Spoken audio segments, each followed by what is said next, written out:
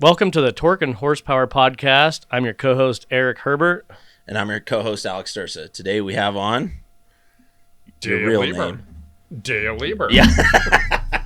Special guest. Special guest. I'm special. So, tell us about yourself. Where were you born? Where'd you grow up? Well, let's start way long time ago.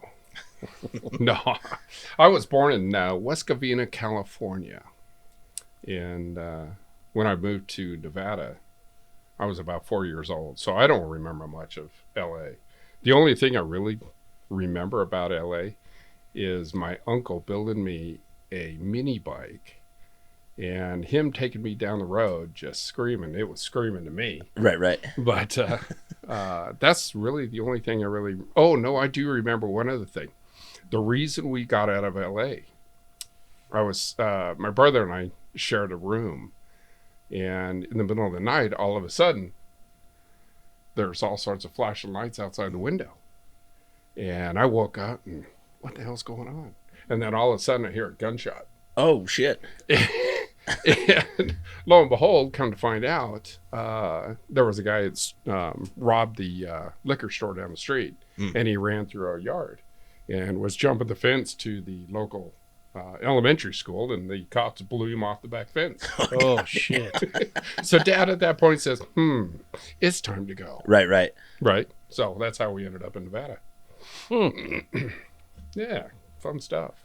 So you grew up in Gardnerville. Grew up in no, I actually grew up in Minden. Oh, okay. And when we got here, yeah, a lot of difference. It's got to be 3 miles.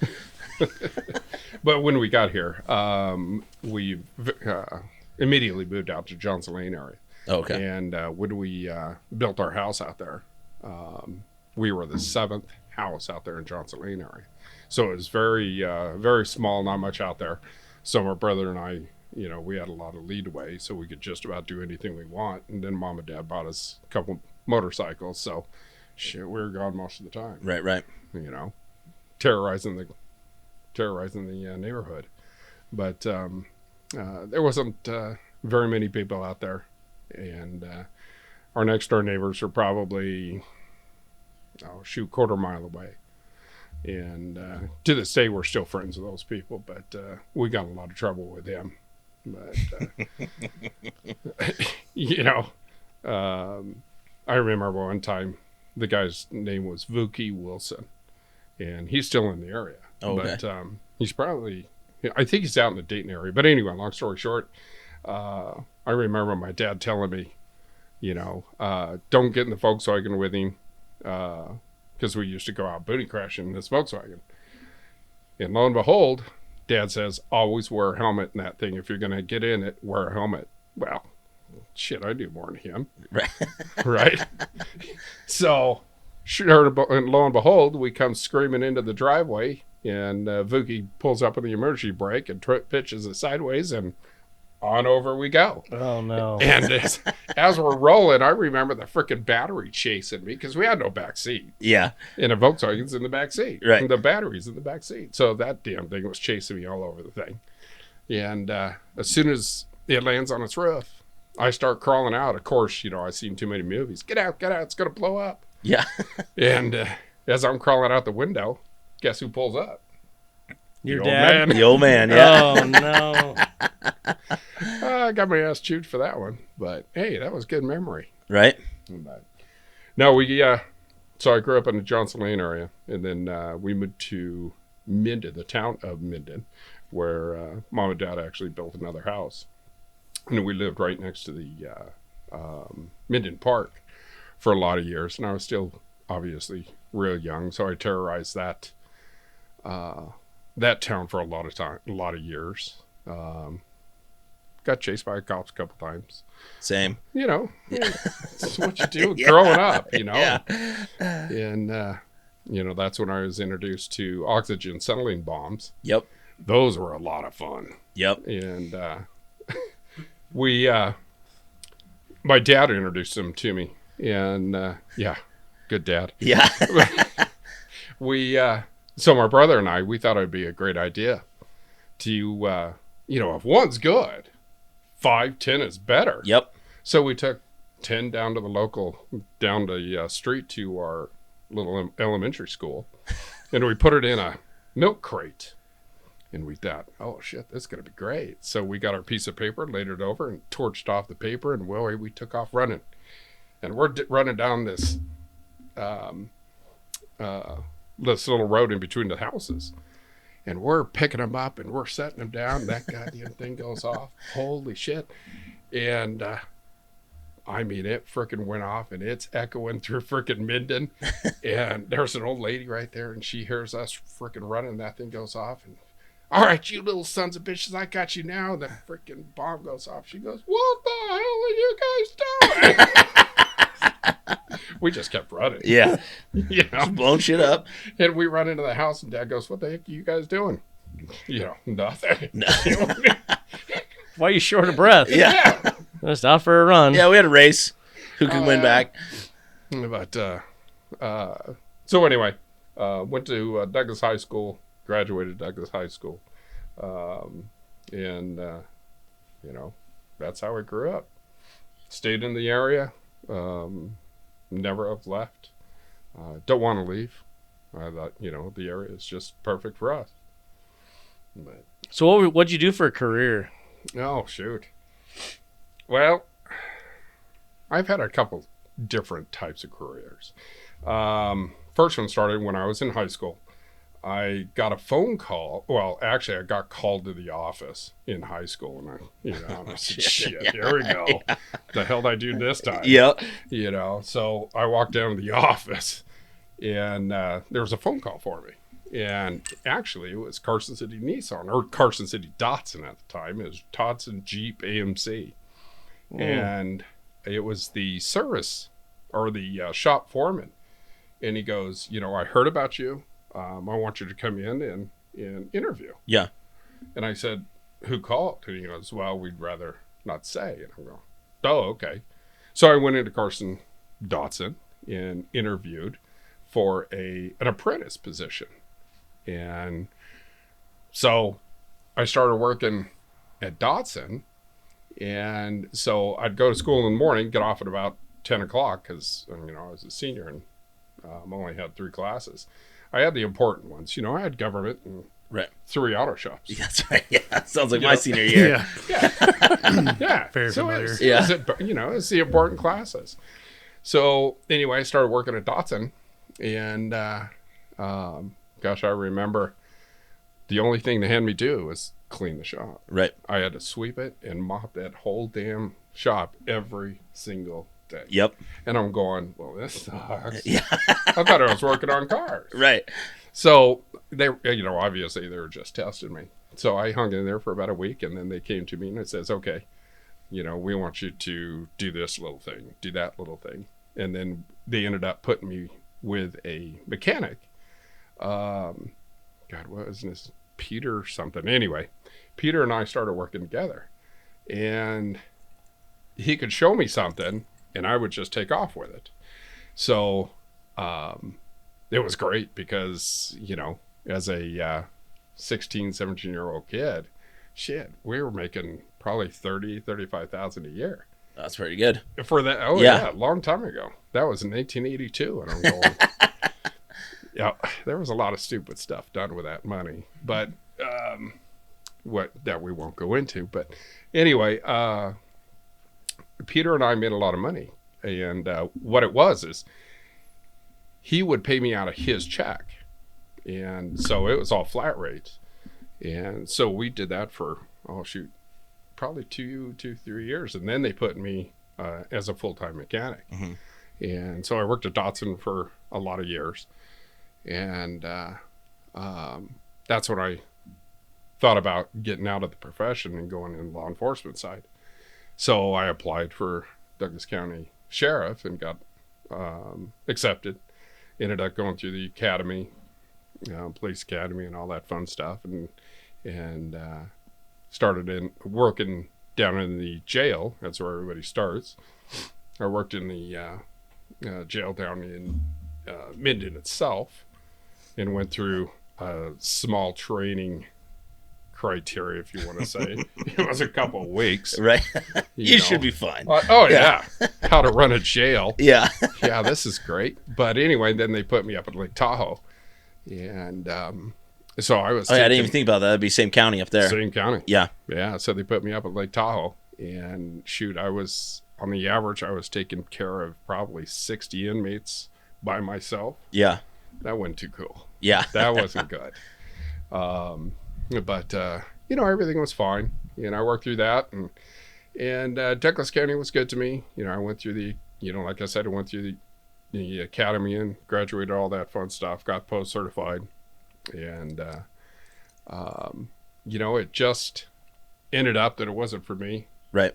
It's a small town area, and if you weren't part of the good old boy system, it's not going to work out. So I ended up leaving and went back to work at Dodson. Okay. Worked there and a couple more years and got fired from there. Even though I was the top producer. No comebacks. How'd you get axed from Dodson? The service manager didn't like me. Oh, you rubbed the feathers the wrong way. Yeah. And because I'd questioned him. And so anyway, I went, one of my old supervisors, service managers, went over to Ford.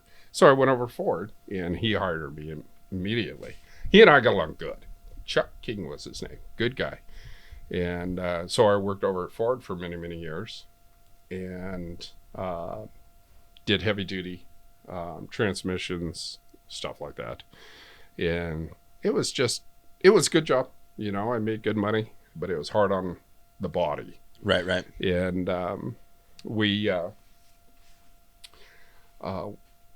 so I always did side jobs. I always did side jobs. And my wife was working at SIS, which is State Industrial Insurance System at the time. And her supervisor, her husband, needed his car fixed. So they came out to the house. I was sitting there working on the car, and the husband, his name was Bob Pike, another great, great man. And I'm sitting there working on his car. We're just chit-chatting like we are now. And we just got on, a subject, and my post academy came up. And he looks at me and he says, "You're post certified, huh?" And I said, "Yeah." And he goes, "I'll be darned." And he tells me he works for the Attorney General's office. He was the chief of investigations.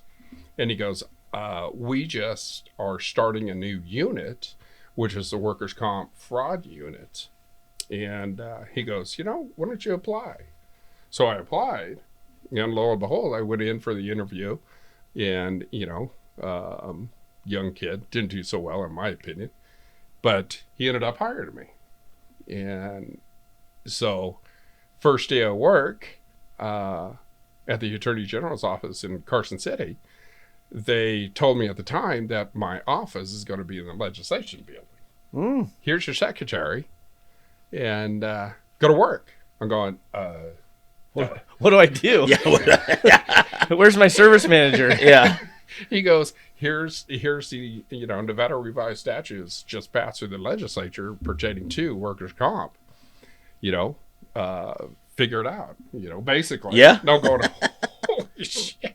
I never had a secretary before or anything like this, but we worked it out. We started working and hit the ground running. But workers' comp basically is you investigate workers' comp fraud, and there's serious.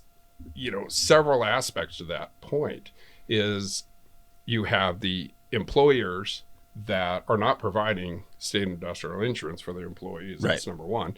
Number two is you got the injured workers that are so injured that they can't work, but at the same time, they're out doing side jobs and everything else. Yeah, exactly. Those were the best. I love that. So, and then they have what they call, God, I'm trying to remember. It's been a long time. Basically, it's lifetime benefits. Mm-hmm. Let's say Eric gets hurt and he is so injured that he can't go back to work at all. So they basically retire him on state industrial insurance. Mm-hmm. Okay, they're going to pay him for the rest of his life. And so those people were great to go after. Because what I would do is I would get that list of people that are on retirement. Right. And first thing I'd look for is who moved out of the state. Whoever moved out of the state, those are the guys we went after. So I traveled all over the western states. Oh, shit. Shoot, up Tracking and down the people coast, down. Tracking people down. Because they moved to go get another job Bingo. to another state. Mm-hmm. Double dip. Oh, shoot. And so, I remember this one time we went up to the state of Washington, and oh God, I can't even remember the city. What's the main city? Portland? No, that's Oregon. That's Oregon. Washington. Seattle. Yeah. Sorry. I So, didn't hear the state. of course, every time we had to travel, we had to get the Cadillac, Right. for the rental car. You had to. I know. Yeah. It's a must. I Yeah. do the same thing. So anyway, we set up on Tracking this. motherfuckers down for cheating the state. He's like, Cadillac, please. Over here, Yeah. Cadillac. Oh, hell yeah. So here we are. We find out where this guy's living. So, we couldn't get a good shot on his house because Right. we had to get everything on recording, on video. And, of course, we had all this state-of-the-art recording and everything else. And I couldn't get this guy's, a good enough angle to get this guy. So anyway, I ended up freaking crawling through berry bushes to get this guy. So anyway, I didn't get enough on video. So anyway, he took off. He left. So we started following. And we go right downtown Seattle. And I'm going, where the hell is this guy going? So when he pulls up to a hot dog stand. And I'm going, what the hell? Well, anyway, he owned the frickin' hot dog stand. Oh, perfect. So he sets up, he starts opening his business and everything else, right? Now you can get pictures. Yeah. Bingo. So, it's downtown Seattle. So we're sitting in our Cadillac just watching this. We're all gangster. We frickin' leaning back and we're just watching. And so we sat there probably two hours just videotaping this guy. I'm surprised you didn't go get a hot dog. Oh, that would have been great. We did. Oh, absolutely. But we're sitting there all gangsterized, and we're videoed. All I did is put the video camera on the dash and just let it sit there and run. Right. Well, I eventually looked up, and I looked next to me, and all these people are staring at us through this window of this business. And I'm going, oh shit. Yeah. Why are they staring at us? Come to find out, it's a freaking bank. Oh, they're like, we're getting robbed for sure. So, my partner and I, we got to go, let him get a heads up. So we get out of the car and they freaking scatter. I'm going, oh no. So we walk in, we had badges and everything else, and they were scared. I mean, they thought we were going to freaking rob them. Oh, I bet. And you told them, no, you're just doing a hot dog sting? Yeah. And we a did. dog sting. We did. We said, we're looking at this guy, and he goes, oh, you are? Boy, they were the best freaking witnesses. He's out there every day. He does.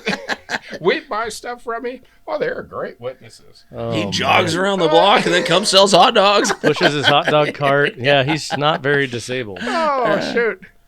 But it was perfect, So anyway, I started working workers' comp, and I did that for many, many years. But during that time, I started working my way up in the division, and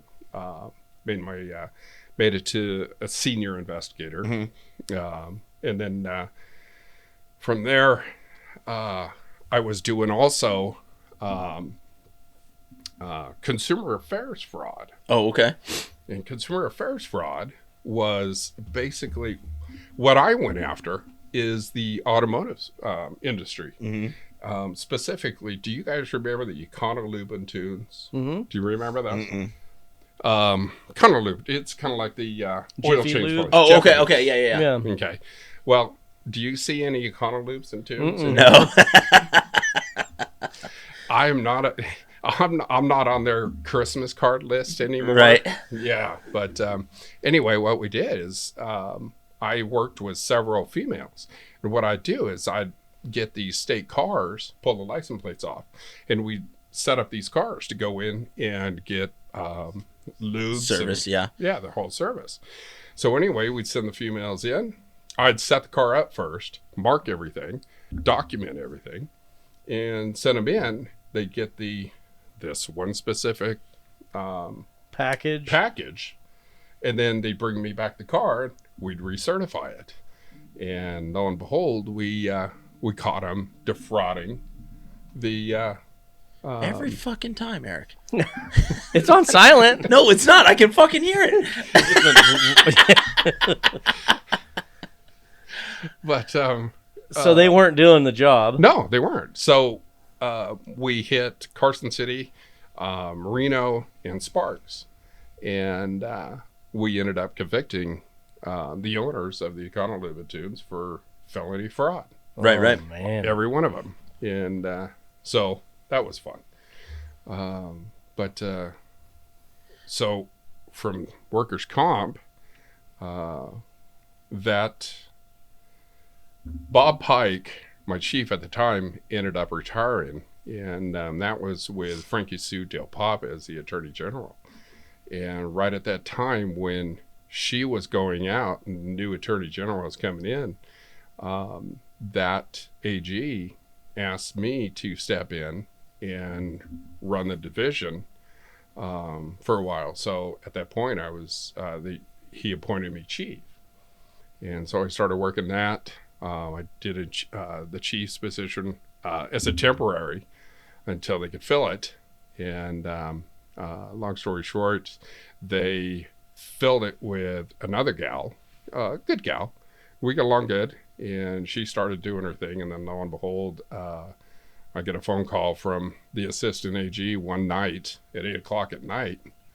And she says, I need you to be in the office at 6:00 in the morning.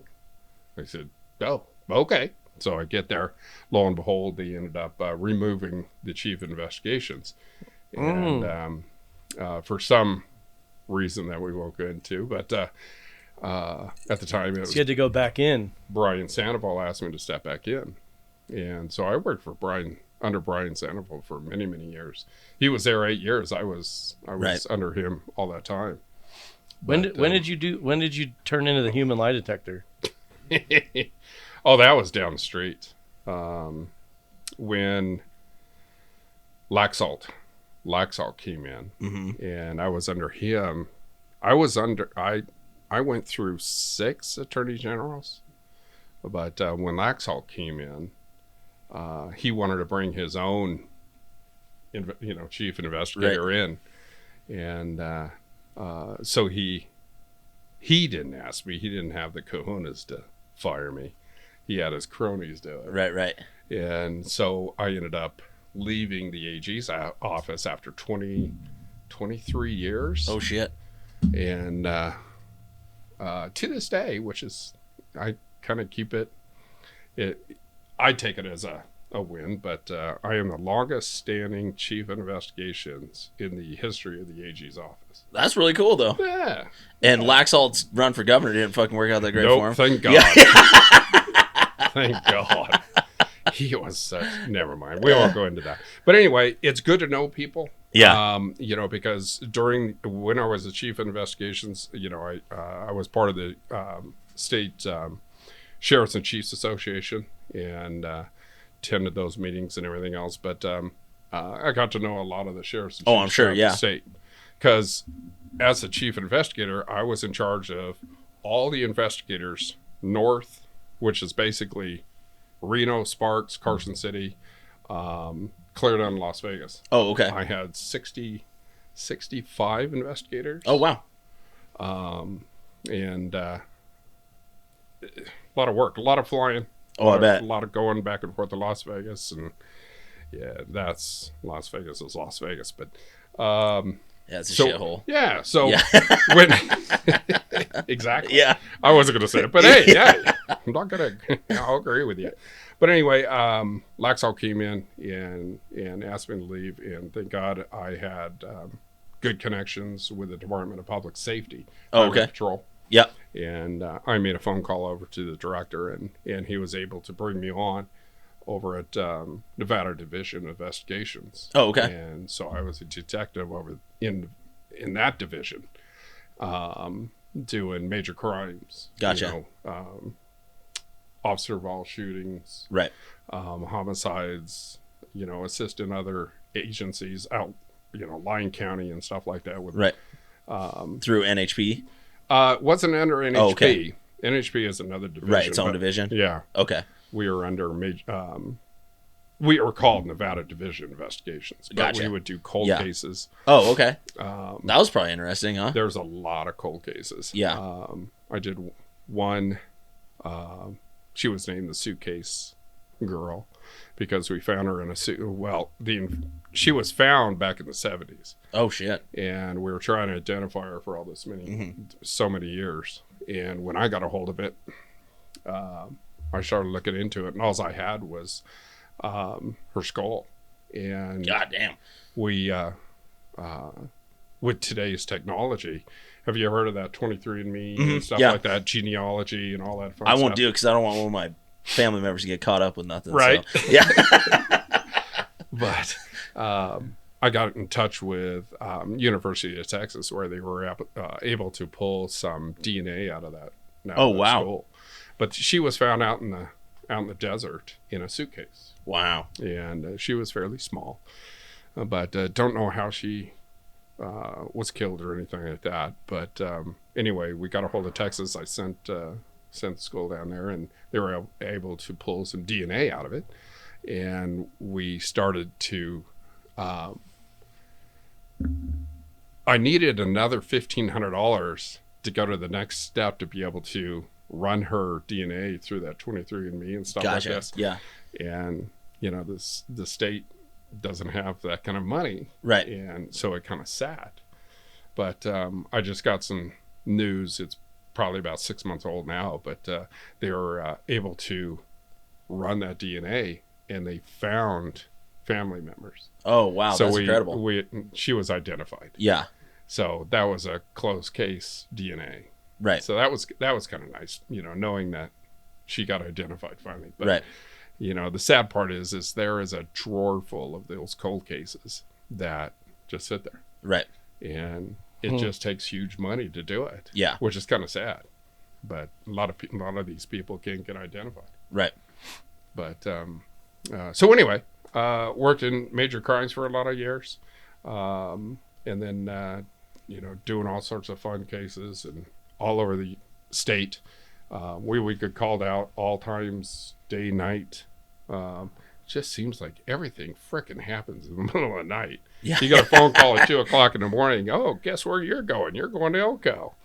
And you got to get up and go. You always had a go bag. Yeah, yeah. So we always had a go bag and just jump in the car and go. But it'd anyway. be way easier if they commit crimes during the day. Wouldn't it be so much nicer? I actually work from 8 to 5, so you have to do it between those times. Right? Yeah. Oh, shoot. But, and then while I was doing that, my old chief came to me and asked me if I wanted to go to polygraph school. Oh, okay. And I said, well, yeah, So I'll tell you, that was the hardest thing I have ever done, was that class. Oh, my God. Oh, really? Oh, my God. That was a hard class. Give you an example is we had to learn parts of the body, and specifically the brain. And one of the test questions, because you had a test every Friday, and if you got less than a 90% on it, you had to retake that test. You had one chance. You didn't pass that test, you're out. Oh, wow. And so we had to memorize every part of the brain in less than a week. Wow. And the teacher, first time she came in, she was saying, okay, we're going to learn the body, and we're going to teach. She said she's going to teach us what she teaches in an 8-week course. She's going to do it in 4 days. I'm going, holy shit. Yeah, perfect. Thank you. Yeah. So a lot of memorizing. Get a funnel. Yeah. A lot of memorizing in a quick time. But anyway, we got through it. You know, it was a good class, but Do they still do a lot of polygraphs? ton of them. Ton of them. Pre-employment's a lot. Oh, okay. You know. For law enforcement. For law enforcement. Yeah. Yep. So, when you graduated, you had to do 60 polygraphs, and they had to be supervised. For the first 25, the guy had to sit in there. My instructor had to sit with me while I did the polygraph. And don't tell me that wasn't freaking stressful. Oh, I bet. Yeah. You know. So I got through my 60. Because, you know, the first 25 you had to sit there. Then 25 to 50, he had to see every third one. Gotcha. And then on and on, you know, at the end, then he just let you go. So I was doing a lot of pre-employments. I don't know why some of these kids apply to be law enforcement officers. Right. I don't get it, because some of the stuff that they tell you, you know, because first thing you tell them when you sit down with these people is, I want you to be honest and don't lie to me. You got to be honest to be in law enforcement. You got to be honest. And, they were honest. But, you know, we asked just about everything. That's what I heard. Yeah. My few friends that are in law enforcement, they're like, the questions they ask you, you're like, no. It's funny how you can watch him. He's talking half speed because he's censoring everything he's saying. Because he's like, well, I can't say that guy's name, and I can't say that guy's name, and I can't say the questions I asked. Oh, shoot. But, yeah, it's amazing what they tell you. Right. You know. But do you want to tell us a quick story about school district tires, and then you can move on to racing or guns? Your pick. School district tires. School district. That was when I was at Nevada Division of Investigations. Allegations that one of the upper individuals in the transportation of Douglas County, you know, the guy who ran the motor pool, was possibly stealing tires. So anyway, we started looking into it. It took us a good year to do that case. And what he was doing is he would buy tires for the state, because he had to buy tires for the school buses and stuff like this. So they're semi-truck tires, you know, and you're into semi-trucks and stuff like that. How much is a tire? They're about $600 a piece right now. A piece, right? Yeah. And so back then it was about $500 was what everybody was paying for. Well, what he was doing is, because he had such a deal through the county, for the volume deal, he's getting less off. $300 a tire. Right. There you go. Sweet deal. Yeah. So what he was doing is we got all this paperwork. And I mean, it took hours and hours to go through all this paperwork. But anyway, he'd buy like 20 tires at a time. Right. And then, obviously, I'm looking at all this going, where are we going with all these tires? Right. So what he was doing is he would go on Craigslist and sell them. Makes sense. Yeah. Guys out of Sacramento. Yeah. This one specific individual, he may have been from a Indian land. Dot or feather. Dot. But he ended up buying quite a few of those tires. Well, especially at that deal. Hey. Yeah. So, come to find out, he was meeting this guy at Cabela's up there in Reno. So, of course, Cabela's has cameras all over. Oh, yeah. All over the fucking place. Oh, yeah. So, I went up and got all that stuff. And so he would buy these tires from several different agencies here in Reno. So, anyway, we tracked all this stuff down. And, I mean, it was pretty clear he was making a lot of money. And he stole, if I remember correctly, right at $2 million in tires. Holy shit. A lot of tires. So something like that, you don't have to go into specifics, but is that something that like tips gave you, or is it like something that like an audit catches? And they're like, where the fuck are all these tires going? I think where it came from is one of the employees. Gotcha. Yeah. We'll never know. Yeah. We don't care. Right. So we interviewed all the employees. We interviewed, probably 75 to 100 people throughout the county. I mean, we interviewed the county manager. who I'm not on their Christmas list anymore either, because she ended up being, that position was vacated because she of may this. have been complicit. Yeah. She was getting some wheel grease off the Well, tires. and whether you're complicit or not, it doesn't look good on you No. that you let this happen. So Exactly. yeah. Exactly. Especially, it's not like it was 1 or 2 tires here and there. For $2 million, Yep. a lot of fucking tires. Oh man. You're like, that's weird. I just thought they were gone. Yeah. You know, and that Who's was doing burnouts? Yeah. There's just bluebirds out there. You know, that was the thing is, you know, they identified it for two different years. Right. They said, wait a minute, where are these things going? We got to do an audit. Right. They never did an audit. Oh, okay. Yeah. And, we were just too busy. We were too busy. And I said, you're missing that kind of money? You don't think you should be doing an audit? Well, like I said, I'm not on a Christmas list. Yeah. So, anyway, we did this investigation. We got completely through it, and we identified who it was, and it was time for him to, for us to give him a call and say, Right, hey, right. why don't you come in? Why don't you come down here? Yeah. Let's rap a little bit. Yeah. You know. So we called him up, and he goes, "Oh, yeah, not a problem. I'll be right there. You know, I'll come down. You know, Tuesday at 9 o'clock in the morning." Sounds great. Yeah. I said, "Far out, man. We'll see you then."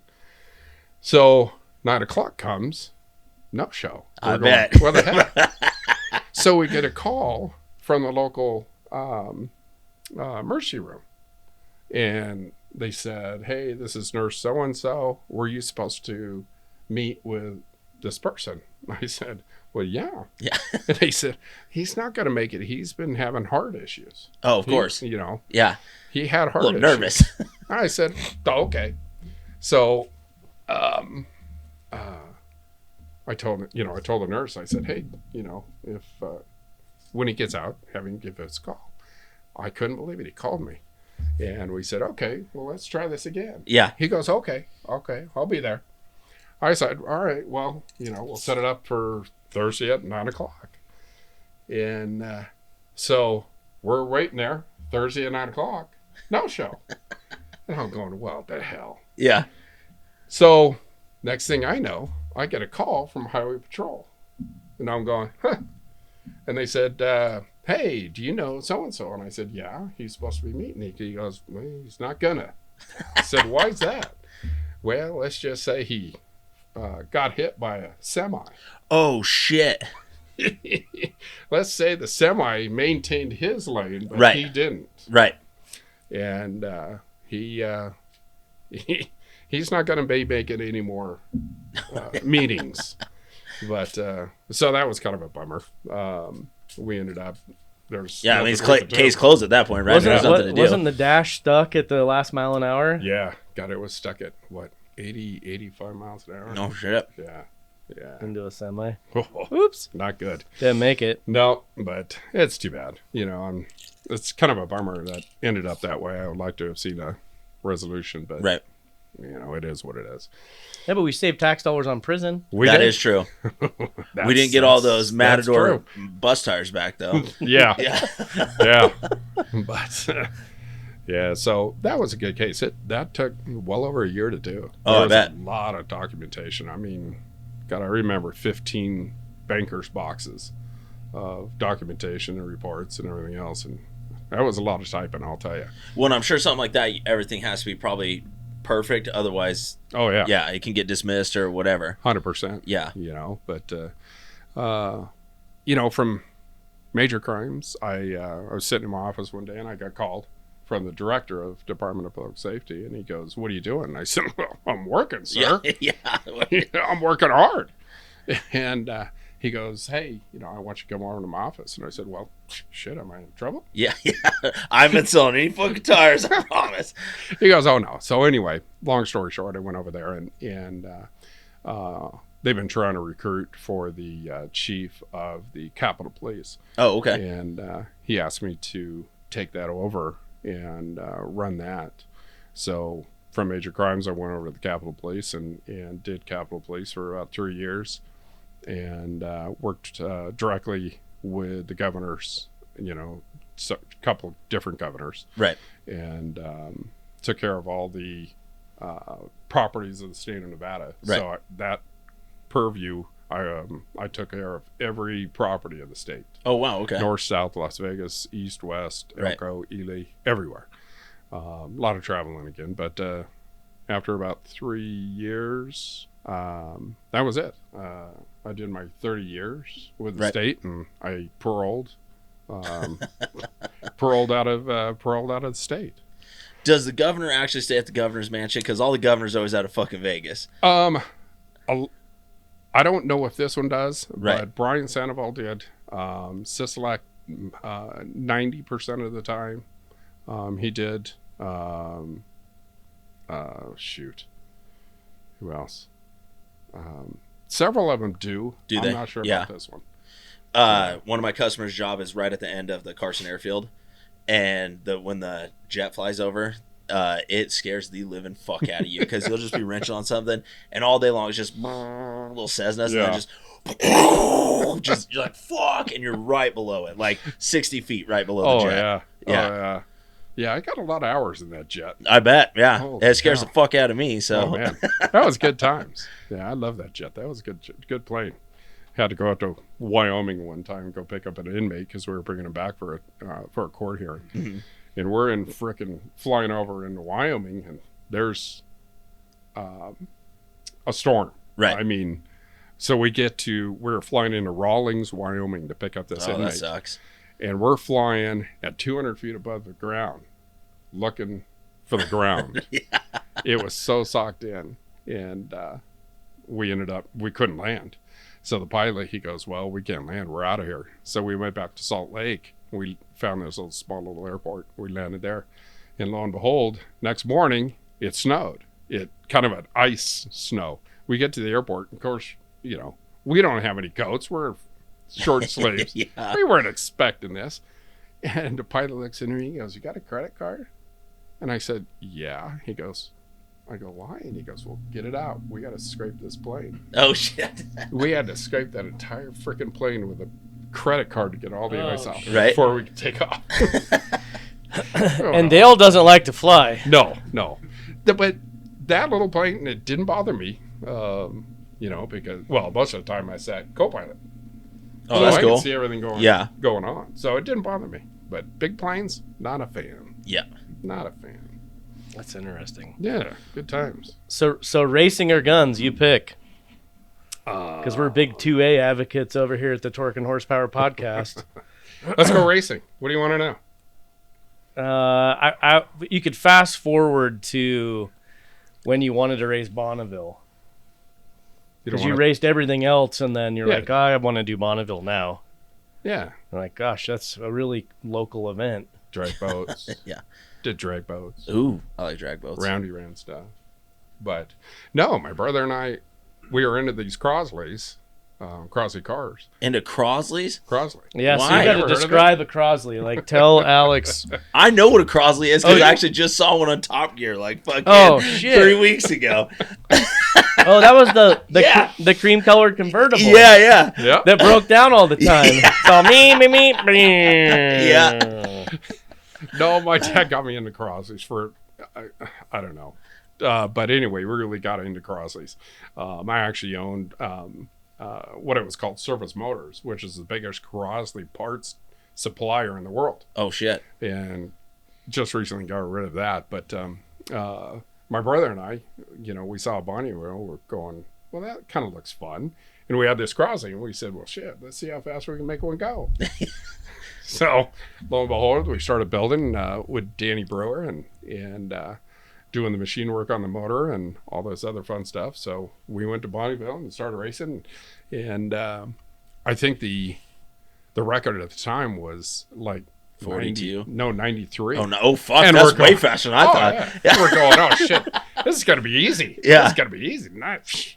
Piece of cake. We got out there and we went 62 and we're going, oh, shit. It's not so easy. Yeah. So, kind of humbling, but we started, we just went back and started, building and changing things and different ejections and carburetors and all this other fun stuff. And the fastest we ever went on gas was 96. And I think there was wind behind us. Yeah. But, a good tailwind. yeah. It was 100-mile-an-hour tailwind. But there's a good video of it put on Jegs actually came out and put a in-car camera in it. Oh, that's cool. And it's on their website. Right. You know, and so we raced this little Crosley for several years. And then one day, I don't even remember where I found it. I was looking on something. I found this Camaro that was half built for Bonneville, and talked to my brother about it. And he says, "Well, shit, let's go a little bit faster." Yeah. So we ran back to, picked it up in Iowa, and the reason we went for that car is we knew the guy who built it. Oh, okay. And he has several records out there. Built the car was well built. Long story short is it had a little 302 in it. And so when we finished it up, it wasn't even painted. We took it out to Bonneville and just get our feet wet. Right. And, that little 302, I mean, it ran good. I think we went, 170s. 170s? Yeah, 170s. That's fucking real good. Yeah, not bad. Yeah. And then, of course, I was Crosley.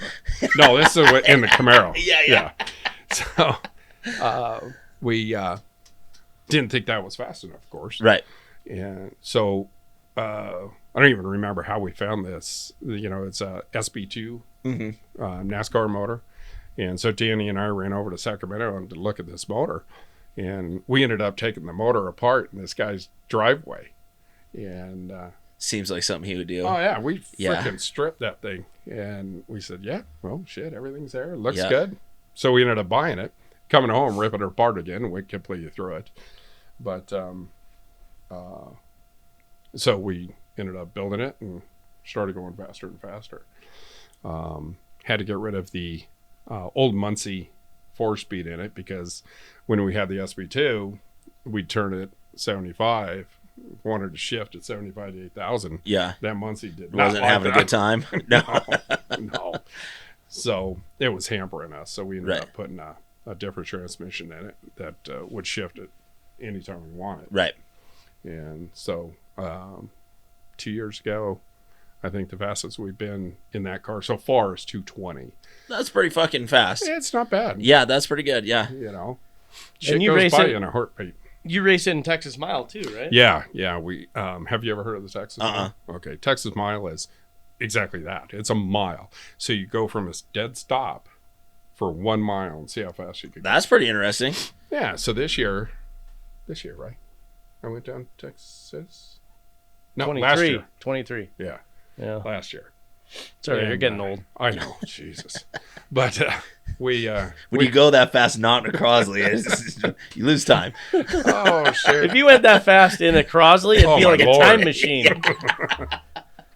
If you go against the rotation of the Earth, they go backwards. Yeah. Oh shoot! You'd be younger when you got out. It's not a bad idea. Yeah. We went to Texas this last year, and with the new motor that Eric and I built and dynoed and all that fun stuff. Joe Varde helped us tune it. That was fun. We found like 40 horsepower. That was fun. Oh boy. Yeah, he's like, change oil. We're like, really? That's it? What do you got for oil? And we put the oil in, and we're like, oh shit, he was right. No kidding, huh? That's like just oil. 30, Yeah. But that's pretty impressive.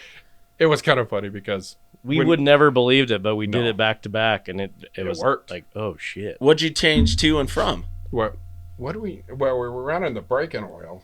Yeah, we had like Lucas break-in oil or Joe Gibbs break-in oil. Right. And we'd done like 14 pulls on the motor. Right. And then we went to the Mobile One Racing only, which is it's a mail order oil. You can't buy it off the shelf. Yeah. It's a racing oil only that's high zinc and phosphorus. Gotcha. And I think it was a 050? 030? Oh, 030. Gotcha. 030 Mobile One synthetic racing only. And like first pull, well, whap, it was like 28 horsepower. Yeah. Damn. Oh, shit. That's all we did. Yeah. Just change the oil. And then like air cleaner base, throttle linkage. Yeah. Joe Varde'd be like, he'd go on the before every pull. He'd be like, okay, go to full throttle. It's not quite full throttle, but there was like 14 horsepower from like 15, 16 throttle to full throttle. It Really? was like 14 horsepower. It was amazing. I couldn't believe it. He's like, every time you pull the handle, you're bending the linkage, and so the travel would get shorter. Right. So like 3 pulls in, it'd be down like 30 horsepower. Right. And then so he'd go back out there, and he's like, okay, now try it. And he's like, okay, now let's make a pull. And yeah, we like that whole day was like 60 better than what we'd done on our own. Yeah. That's pretty good. That's real good. Do you know who Joe Varde is? Oh, my God. He used to run these things in NASCAR. Oh, okay. His motor, so he knows a lot about them. But right before, before, we fired up warm job. That's all we did. Yeah. We haven't made a pull or anything like this. And Joe's in there, and Eric's looking at me. He goes, well, how hard do you want to twist it out? And I said, well, God, 65.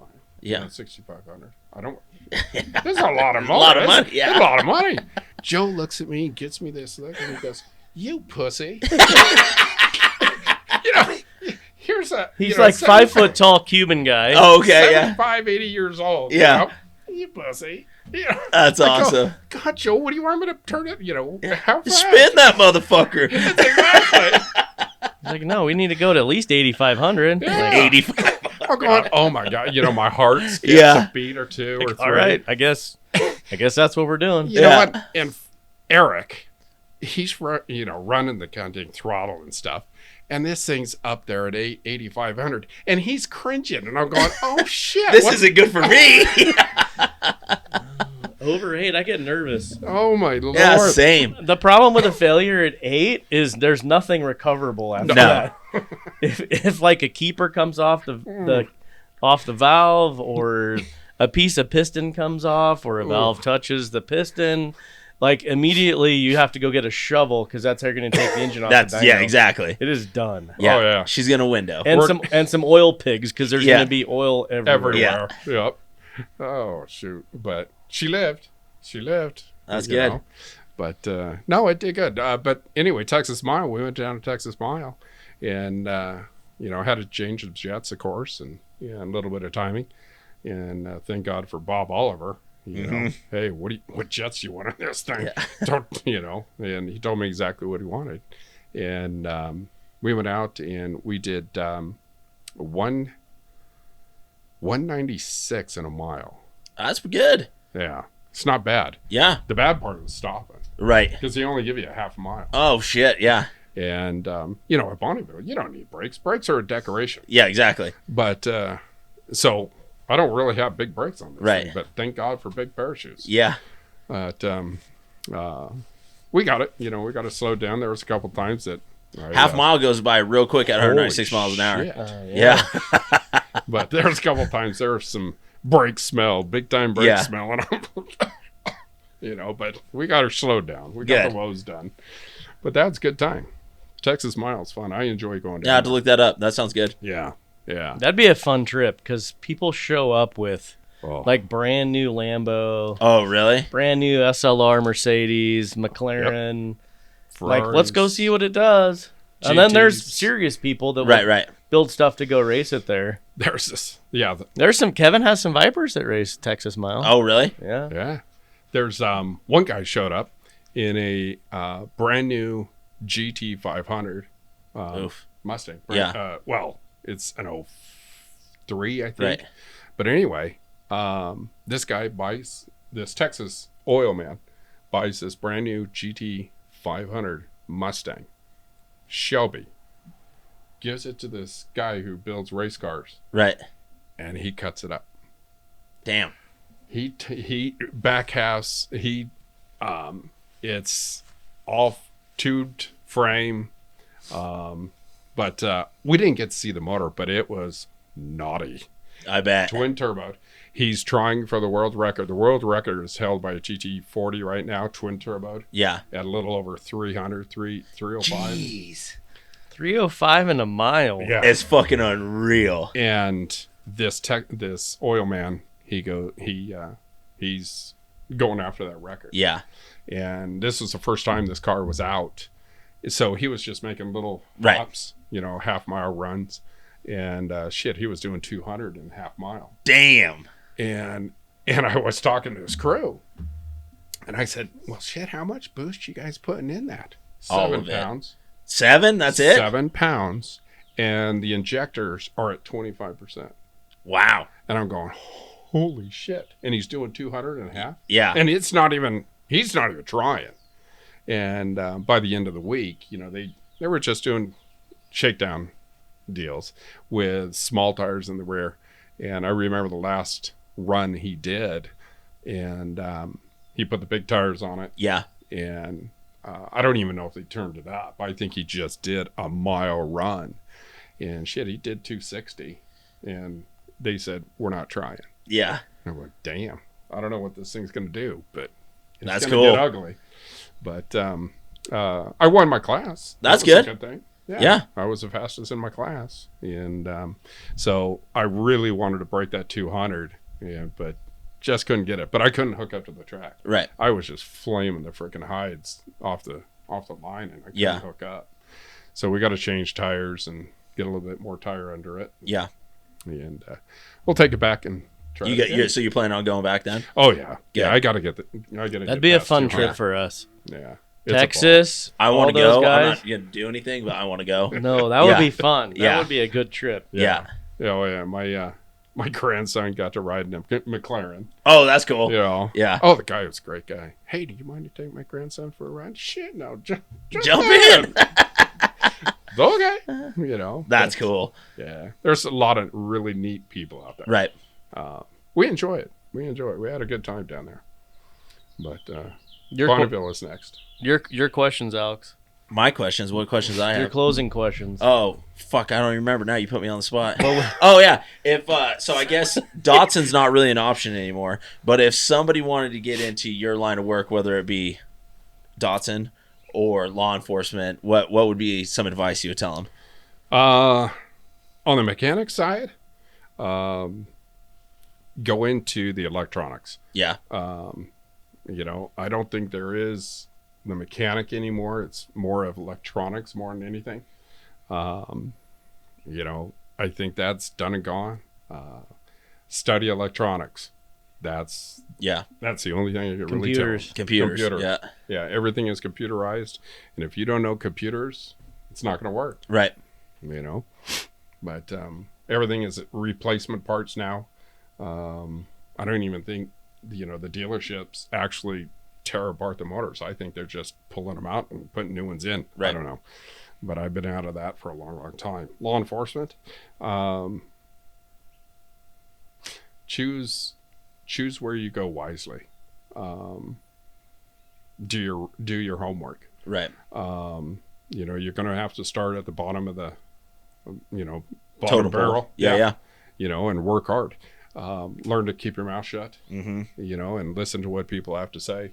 Don't think you know everything. That's how I got along. Right. But choose your words wisely. But just do your homework where you want to go. Right. But work hard and it's a good profession. I had a great time. There's some people that don't like it. I know a lot of people don't like police or law enforcement. Right. But that's fine. I Right. don't care. Call somebody else when your shit gets robbed.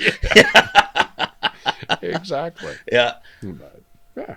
Well, awesome. We appreciate you being on here. It was a lot of you, fun. Dale. Yeah. Yeah, it's a good time.